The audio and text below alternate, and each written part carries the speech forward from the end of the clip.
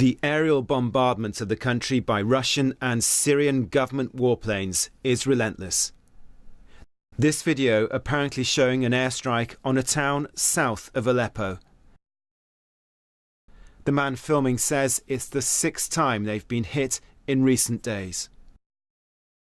And once again, it is the innocent paying the price. Her name is Aya. She says her home was attacked and she calls out for her father. Where is my daddy?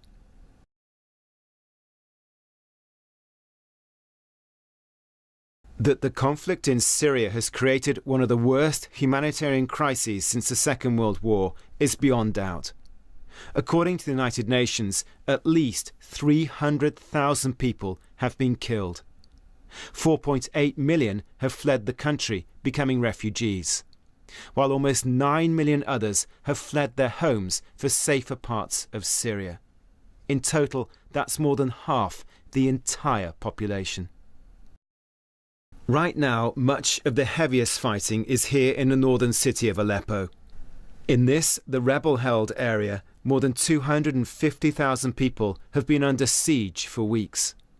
Hospitals and water supplies amongst the many targets systematically bombed by Russian and regime planes since the collapse of the tentative ceasefire last month. Many believe these amount to war crimes, including the MP behind today's emergency debate in Parliament, who says Russia is acting like Nazi Germany.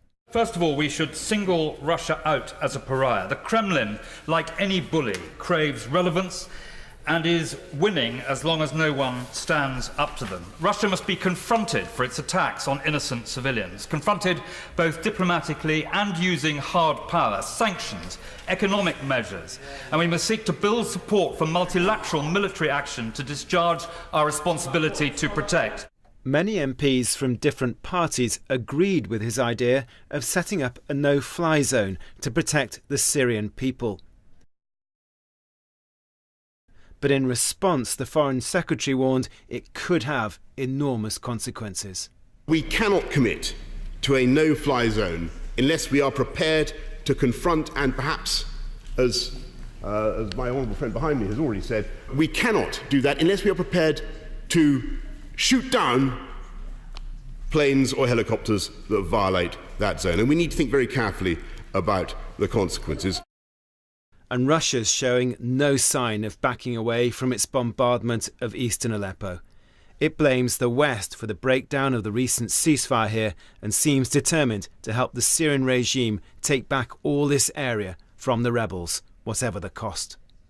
Richard Galpin, BBC News.